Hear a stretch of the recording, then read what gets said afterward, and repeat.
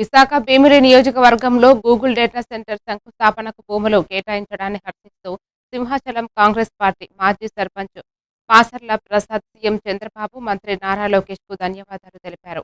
ఇది నిరుద్యోగులకు ఉపాధి అవకాశాలు కల్పించే మంచి నిర్ణయమని ఆయన పేర్కొన్నారు.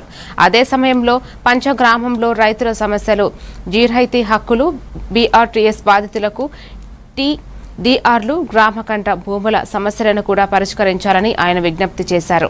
విశాఖ అభివృద్ధితో పాటు ప్రజల సమస్యలకు న్యాయం చేయాలని కోరారు. అదేవిధంగా సింహాచల దేవస్థానం అనువంశిక ధర్మకర్త శ్రీ పోసుపాటి అశోక్ గజపతిరాజు గారు, వాళ్ళకి మినిమం అవగాహన లేదు.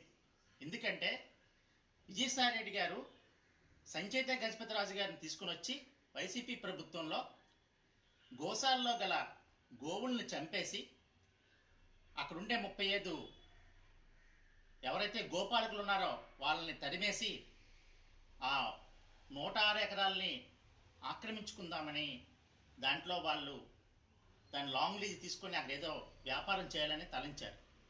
దాన్ని మేము సమర్థవంతంగా అడ్డుకున్నాం తెలుగుదేశం పార్టీ తరఫున. అదేవిధంగా మరి మీ మంత్రి తమ్ముడికి భైరవాక్ దగ్గర ఇస్తున్న కేవలం తక్కువ రేటుకి 33 సంవత్సరాలకి ఇచ్చిన భూముల్లో నేటికి కూడా 950 ఎకరాల్లో ఉన్నటువంటి జిరాయితీ రైతులు ఉన్నారు.